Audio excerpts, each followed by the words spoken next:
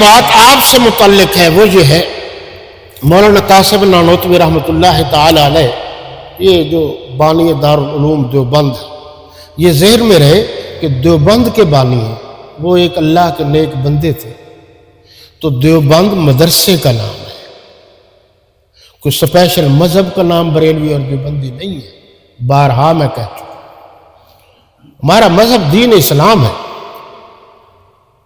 یہ نسبتیں ہیں، جیسے بزرگوں کی طرف نسبت کر لیتے ہیں لوگ، یہ نسبتیں۔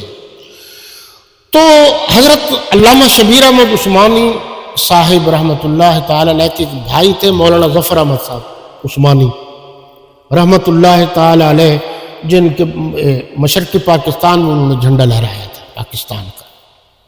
انہوں نے یہ لکھا کہ مولانا قاسم نانوتوی رحمۃ اللہ تعالی علیہ کا پڑوسی ایک ہندو تھا، غیر مسلم تھا۔ میں نے اس لیے حوالہ کوٹ کر دیا، وہ فوت ہو گیا۔ تو حضرت مولانا قاسم نانوتوی رحمۃ اللہ تعالی علیہ فرماتے ہیں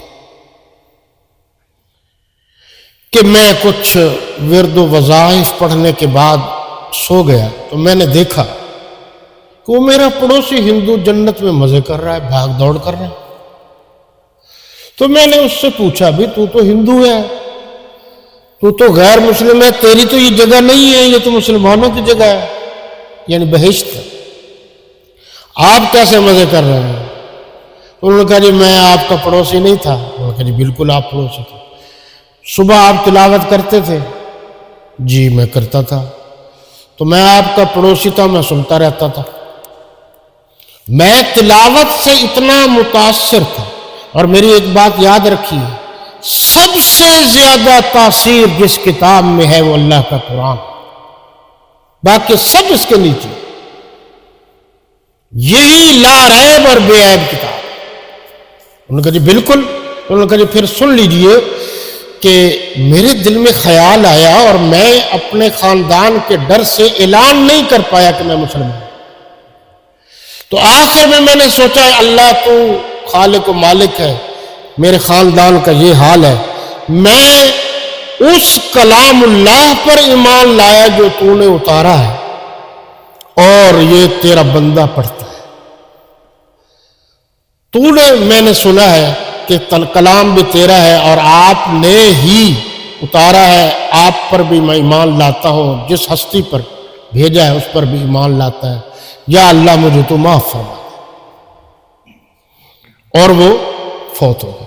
ابھی حال ہی میں آپ کا جنرل نالج ہے تو 103 سال، بعض نے 13 سال بھی لکھا، ایک سکھ جو مرتے ہوئے کلمہ پڑھ گیا، اللہ نے اس کی آخرت اچھی کر دی، ٹھیک ہے نا جی۔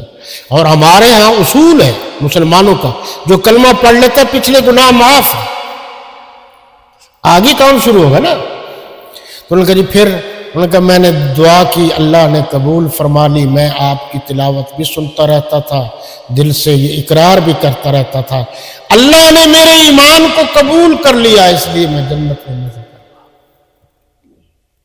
تو اس لیے آپ گھبرائیے نہیں، قرآن پڑھنے والا، قرآن بے وفا کتاب نہیں ہے، قرآن انشاءاللہ اپنے پڑھنے والوں کو، دیکھنے والوں کو، سمجھنے والوں کو، قرآن اپنے سے پیار کرنے والوں کو انشاءاللہ ایک تو شفاعت بھی ہے، اور قرآن میں اپنی برکت اتنی ہے کہ انشاءاللہ اللہ تعالی ہماری خطاؤں کو اور لغزشوں کو معاف کر دے گا۔ بس یہ وقت اجازت نہیں دے رہا، باقی سوالات بھی آئندہ۔ اللہ آپ کا، میرا اور تمام مسلمانوں کا حامی و ناصر ہو۔